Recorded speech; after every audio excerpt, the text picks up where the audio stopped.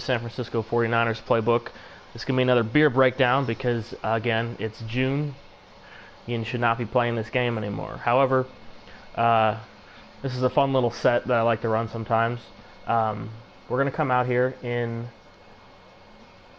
not an often seen formation, pistol full house. Now, full house in past Maddens used to be kind of dumb. But this is actually cool out of the pistol because you have your same normal personnel, you know, 2 and 2 here. So all it really does is it gives you a better attack angle from the tight end coming out of the backfield, which is really nice.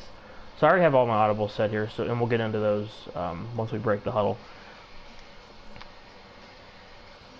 So again, beer breakdown, I'm not going to go into too much detail on everything, but I'll give you enough to get you started, and then you can go and start playing with it.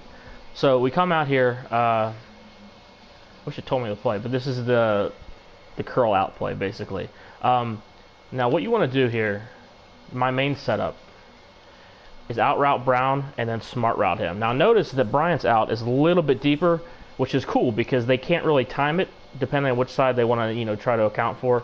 But it's just a nice little wrinkle in there. The really main thing on this play though is this route by McDonald. Notice how he cuts right parallel to the line of scrimmage.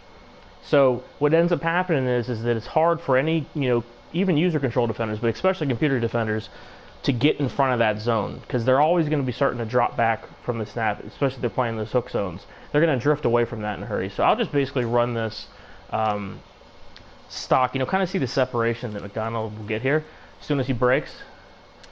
Like, that's insane. That linebacker had no chance to make a play there. None. So the other reason this play is nice is that let's say they want to do the classic Tampa 2. So this year a lot of people are going to, deep blue the middle linebacker like that. So this just creates even more problems. He's totally vacating that zone. And you've popped him again for 10 yards, right? So now he has to worry about that every single time he sees this formation. Or she, mind you. And that's not even the entire play, right? So the other thing that I like to do with this is these deep out routes. They're there for a reason. So we'll go Tampa 2 again. We'll deep blue him. So their defense is going to look like this. So the outside corners are playing cloud flats. Now, if they want to stick with this, what's going to end up happening is this route to Nix and the route to Bell are going to be open. Now, an optional adjustment is you can start motioning him out, and it puts him in a better position to block. Like, if he's going to bring this end in this Tampa 2, like a lot of guys will, they'll crash up, they'll crash out, and they'll blitz him like that.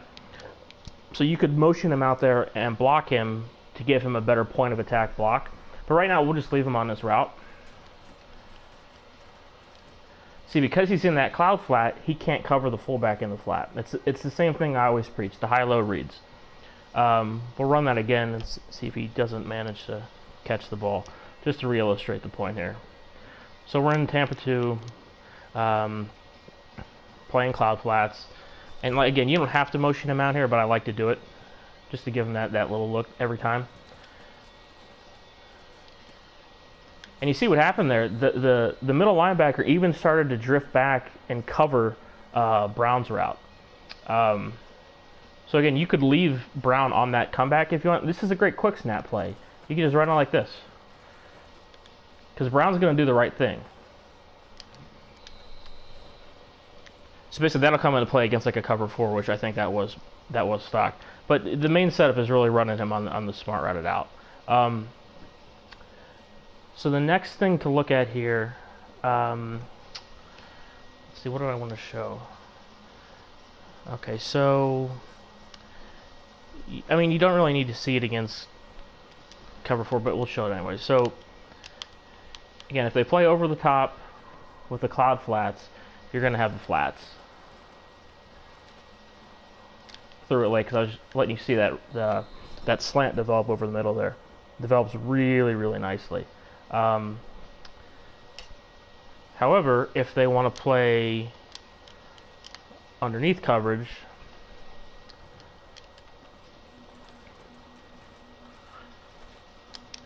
you've got these out routes all day long. So the defense really can't win. Like they gotta take away that slant from the tight end. I don't know how they do that unless they're using that. And even if they do that, okay, you're using it, then you got to worry about somebody else. You got to worry about Bell. You got to worry about the other flat. You've got to worry about both of the out routes, or maybe I'll leave Brown on his little sit there, because what happens in his cover 4 is he'll find that hole in that zone right there, and he'll just wait. So that's the other option you can do. There are a couple other plays in this set that are worth running, so I'll show them here. Why did it take away? Anyways, it's this PA flood slip. You can do anything you want backside. I usually leave it on there. But the main route here, actually this is a nice kind of come up with on the go here, but if you put Bryant on a smart route, now you have that same look on that side, but the main route here is going to be Nick's, believe it or not. The angle that he takes, he's always there. And if they play underneath coverage, so we'll show that. So now we're in a cover 4 drop,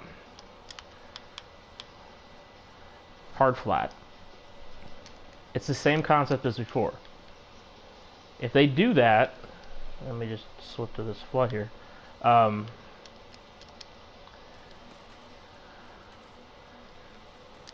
They can't do it because the out route's going to be there.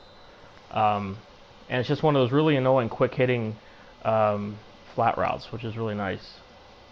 It's nice if you're the one running it, not so nice you got to defend it. Again, you can do really anything you want. I do like to leave the McDonald route there just because it pulls that outside linebacker deeper away from Nick's. It's not really that useful of a route in its own, but if you watch, let me run this again here.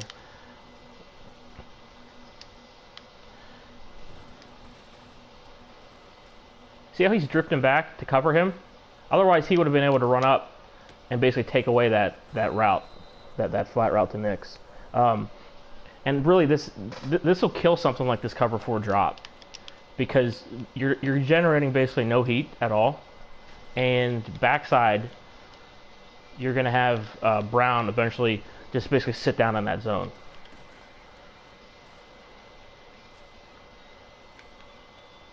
It's ripe to playmaker it or whatever, whatever you want to do, something like that. You basically can't just sit and cover 4 against this.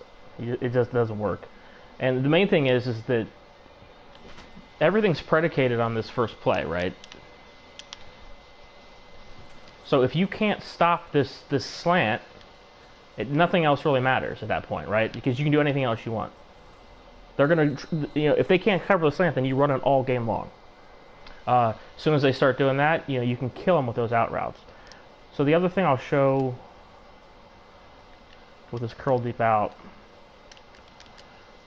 some people like to run like a cover 1 robber or maybe like a cover 1 blitz or something like that. And that's all fine and well, but it doesn't really stop any of these routes. It's not going to stop the outs. You throw it as soon as they break, he has no chance. We'll get back into that.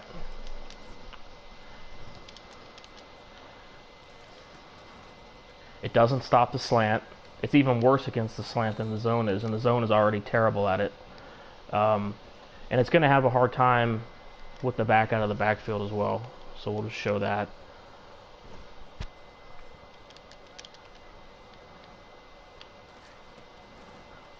Because he's going to get caught up, and the guy actually took the wrong player on that. So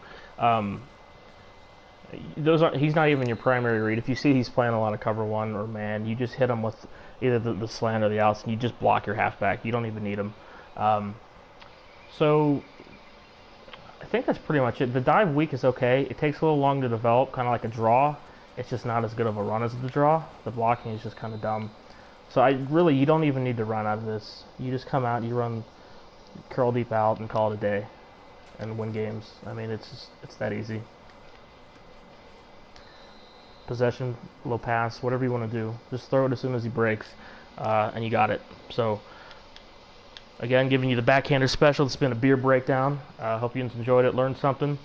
I'll be posting this, obviously, on YouTube, so anybody's watching on Twitch, there should be a URL in there that you can get to as soon as I get it uploaded. And check out my other videos on there, other breakdowns. and might do a couple more of these before Madden 19, and then 19 I'll be dropping basically some complete offensive scheme breakdowns.